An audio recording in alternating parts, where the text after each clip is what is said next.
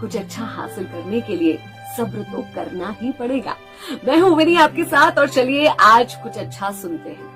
सुनाती हूँ कहानी राहुल की। एक ऐसा लड़का जिसमें बिल्कुल भी पेशेंस नहीं था। उसके माता पिता ने उसके टैलेंट को देखते हुए उसे बिजनेस करवाया, लेकिन थोड़े ही दिनों बाद बिजनेस को उसने बंद कर दिया, बोल के कि नहीं ये काम सही नहीं है, इसमें ठीक से कुछ फायदा नहीं हो रहा, मुझे कुछ और करना है। माता पिता ने उसके कन्विक्शन पर विश्वास किया कि चलो ये कह रहा है तो शायद ये काम सही नहीं होगा, और उसे दूसरा काम खुलवा के दिया। दूसरे में भी उसने यही करा। ऐसा 3, 4, 5 बार हो गया। माता पिता परेशान हो गए, बोले तुम तो सारी पूंजी नष्ट कर रहे हो और कोई भी काम टिक कर ही नहीं पा रहे हो। तब उसने कहा आप लोग मुझ पर विश्वास नहीं कर रहे। मैं कह रहा हूँ आपको कि मैं कुछ करना चाहता हूँ, कुछ हासिल करना चाहता हूँ, लेकिन जो काम सही नहीं है उसे कैसे आगे बढ़ाऊं? मुझे वहाँ रुकना होगा ना। और मानने को तैयार नहीं था राहुल। अब उसके माता पिता बहुत परेशान होने लगे थे। वो उनका एक लौता बेटा था, कैसे समझाए उसे कि उसे थोड़ा वक्त देना पड़ेगा काम को। उन्हें पता चला कि उसके कॉलेज के जो प्रोफेसर थे उनकी बात ये बहुत माना करता था, उनका बहुत सम्मान करता था।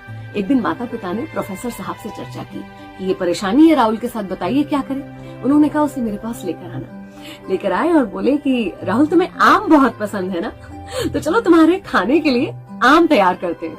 उसने कहा आम तैयार करते मतलब?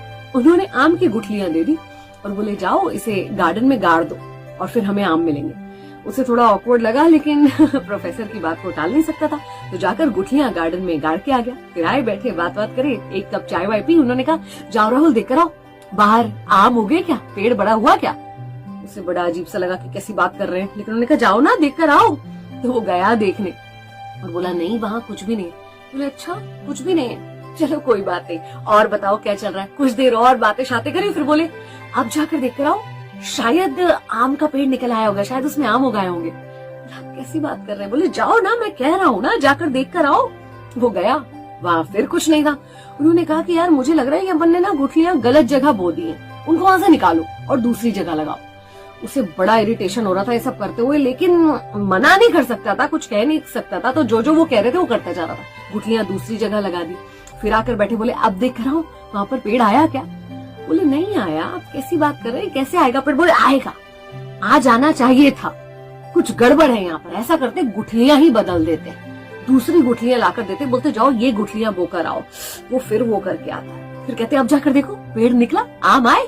बोले नहीं आए और आएंगे भी नहीं। आप इतने बड़े प्रोफेसर होकर कैसी बातें कर रहे हैं? मैं तब से सोच रहा हूँ कि आपके साथ बदतमीजी ना करूँ, आपको पलट के जवाब नहीं दूं, मगर आप पता नहीं क्या किए जा रहे हैं। कैसे आएंगे इतने जल्दी आम? आपको इतनी सी बात समझ में नहीं आती क्या? बोले बात मेरी समझ में तो आ रही है, लेकिन क्या इतनी सी बात तुम्हारे समझ में नहीं आती?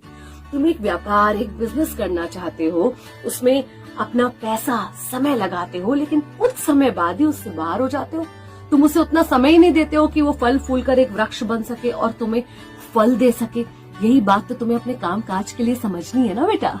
हम सब ये करते हैं, किसी काम की शुरुआत करते हैं और हमें नतीजे चाहिए होते हैं। भले आप वो बिजनेस कर रहे हो, नौकरी कर रहे हो, या आप सोशल मीडिया पर अपना कुछ नया कंटेंट ही क्यों ना शुरू कर रहे हो। आपको लगता है, बहुत सारे लोग मुझसे कहते हैं कि अरे हमें तो कोई रिस्पॉन्स ही नहीं मिल रहा, हमारा काम तो अच्छा चल ही नहीं रहा, मुझे नहीं लगता कि ये काम मेरे लिए ठीक है, मुझे बदल देना चाहिए। भाई अपने काम को समय तो दो, उसे परिपक्व होने तो दो। हर अच्छी चीज समय लेती है और चीज जितनी अच्छी होगी ना वो उतना ज्यादा समय लेगी। तो अपने काम को रिक्वायर्ड समय दीजिए, फिर नतीजे देखिए। उन्हीं के साथ रहिए। चलो आज कुछ अच्छा सुनते हैं। आज कुछ अच्छा अच्छा अच्छा अच्छा आज कुछ अच्छा सुनते हैं।